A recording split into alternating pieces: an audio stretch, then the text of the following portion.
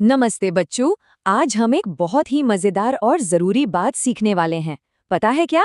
हम ये जानेंगे कि हमारे देश की जो सबसे बड़ी नियम किताब है, हमारा संविधान, उसे बदला कैसे जा सकता है ना इंटरेस्टिंग? चलिए शुरू करते हैं। अच्छा, एक बात सोचिए। मान लीजिए कि हमारा देश एक बहुत बड़ा परिवार है और हर परिवार के कुछ नियम होते हैं ना। तो हमारा संविधान उसी परिवार की नियम किताब है। अब जैसे जैसे परिवार बड़ा होता है तो कुछ नियम बदलने भी तो पड़ते हैं। सही कहा ना? बस बिल्कुल वैसे ही जब देश की जरूरतें बदलती हैं तो हमें इस नियम किताब में भी कुछ बदलाव करने पड़ते हैं। तो बच्चों, जब हम संविधान में कोई नया नियम जोड़ते हैं या किसी पुराने नियम को थोड़ा सा बदल देते हैं या फिर किसी नियम को हटा ही देते हैं, तो बस इसी काम को, इसी पूरे प्रोसेस को संविधान संशोधन कहते हैं। ये एक बड़ा सा नाम लग सकता है, पर इसका मतलब बहुत सिंपल है, अपनी नियम किताब को अपडेट करना। एक मजेदार बात बताऊं? हर देश में नियम बदलना एक जैसा नहीं होता। जैसे ब्रिटेन में ये बहुत आसान है, तो हम कहते हैं कि उनका संविधान लचीला है, मतलब फ्लेक्सिबल। वहीं दूसरी तरफ अमेरिका में ये बहुत बहुत मुश्किल है, तो उनका संविधान कठोर यानी रिजिड कहलाता है। पर हमारा भारत तो सबसे अलग है। हमारे संविधान बनाने वालों ने एक बीच का रास्ता निकाला। हमारा संविधान ना तो बहुत आसान है बदलना और ना ही बहुत मुश्किल। ये दोनों का एक मिक्स है। तो चलिए, अब और मजा आएगा। अब हम ये देखेंगे कि आखिर ये बदलाव होता कैसे है, इसकी पूरी प्रक्रिया क्या है। तैयार हैं? ध्यान से सुनिएगा। तो सबसे पहला सवाल मन में यही आता है कि भाई, ये सब शुरू कहाँ से होता है? कौन है जो कहता है कि चलो अब इस नियम को बदलते हैं? सोचिए तो जरा। देखिए, इसकी शुरुआत होती है हमारी संसद से। सबसे पहला कदम एक बिल लाया जाता है। बिल मतलब बदलाव का एक प्रपोजल। ये लोकसभा या राज्यसभा किसी भी घर में आ सकता है। फिर आता है दूसरा और बहुत जरूरी कदम। इस बिल को दोनों सदनों में विशेष बहुमत से पास करना होता है। विशेष बहुमत का मतलब है कि बहुत सारे सदस्यों को हाँ बोलना पड़ता है, सिर्फ आधे से काम नहीं चलता। कुछ बहुत ही बड़े बदलावों के लिए तीसरा कदम भी उठाना पड़ता है, जिसमें देश के आधे राज्यों से भी पूछकर उनकी हाँ लेनी होती है। और जब इन सब जगहों से बिल पास हो जाता है, तब वो जाता है हमारे राष्ट्रपति जी के पास। और जैसे ही वो साइन करते हैं, बस हो गया संविधान में बदलाव। और बच्चों, यहाँ एक बहुत ही जरूरी बात है, इसे हमेशा याद रखना। जब संविधान को बदलने वाला ये बिल राष्ट्रपति जी के पास पहुंचता है ना, तो वो उसे मना नहीं कर सकते। उन्हें उस पर अपनी सहमति देनी ही पड़ती है। ये एक बहुत ही खास नियम है ना कमाल की बात? अब शायद आप लोग सोच रहे होंगे कि क्या हर छोटे बड़े नियम को बदलने का तरीका इतना ही लंबा और मुश्किल है? तो इसका जवाब है नहीं। हमारे संविधान में बदलाव करने के लिए अलग अलग रास्ते बनाए गए हैं।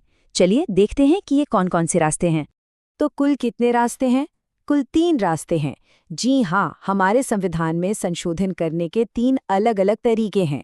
और कौन सा तरीका इस्तेमाल होगा, ये इस बात पर डिपेंड करता है कि नियम कितना जरूरी और बड़ा है।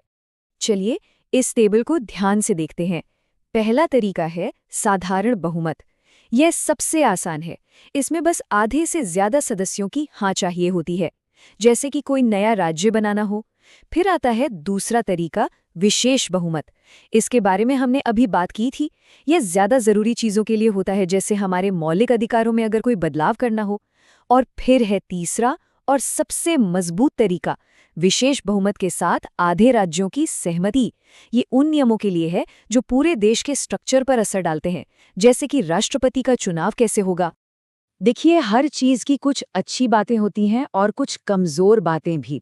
तो हमारे संविधान को बदलने के इस तरीके की भी कुछ लोग तारीफ करते हैं और कुछ लोग इसमें कुछ कमियां भी बताते हैं। हमें दोनों ही बातों को समझना चाहिए, है ना? तो कुछ लोग क्या कहते हैं? वो कहते हैं कि बदलाव करने की सारी ताकत तो संसद के पास है, राज्य खुद से कोई बदलाव शुरू नहीं कर सकते। एक और बात, जब कोई बिल राज्यों के पास उनकी राय जानने के लिए भेजा जाता है, तो ये नहीं बताया जाता कि उन्हें कब तक जवाब देना है। और अगर लोकसभा और राज्यसभा किसी बात पर सहमत ना हो, तो वो एक साथ बैठकर बात नहीं कर सकते, जैसा कि बाकी कानूनों के लिए होता है। ये कुछ चिंताएं हैं जो लोग बताते हैं। लेकिन इन सब बातों के दूसरी तरफ एक बहुत बड़ा विचार है। हमारे पहले प्रधानमंत्री पंडित जवाहरलाल नेहरू जी ने एक बहुत गहरी बात कही थी। उन्होंने कहा था कि अगर हम अपनी नियम किताब को इतना कठोर बना देंगे कि उसे कभी बदला ही ना जा सके, तो हम अपने देश की तरक्की को ही रोक देंगे। मतलब समय के साथ चलना और बदलना बहुत जरूरी है। तो बच्चों, आप समझे, सारी बात का मतलब यह है कि हमारे संविधान बनाने वालों ने बहुत ज्यादा सोच समझकर एक बीच का रास्ता, एक मिडिल पाथ अपनाया। उन्होंने नियम बदलने को ना तो इतना आसान बनाया कि कोई भी उसे बदल दे, और ना ही इतना मुश्किल कि जरूरत पड़ने पर भी वो बदल ना पाए। ये एक बहुत ही सुंदर बैलेंस है। तो चलिए, अब समय है एक क्विक रीकैप का। देखते हैं कि आज हमने क्या-क्या मुख्य बातें सीखी। आज की हमारी इस बातचीत से हमें क्या याद रखना है? पहली बात कि भारत का संविधान लचीलेपन और कठोरता का एक बहुत ही अच्छा मिश्रण है। दूसरी बात, संविधान बदलने की ये पूरी प्रक्रिया हमारे संविधान के अनुच्छेद 368 में लिखी है।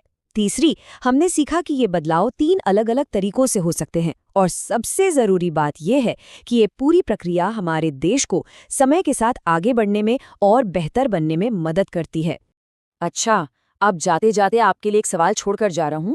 जरा सोचिएगा कि अगर हमारे देश का संविधान बदलना या तो बहुत बहुत आसान होता या फिर बहुत बहुत मुश्किल होता, तो हमारे देश पर इसका क्या असर पड़ता।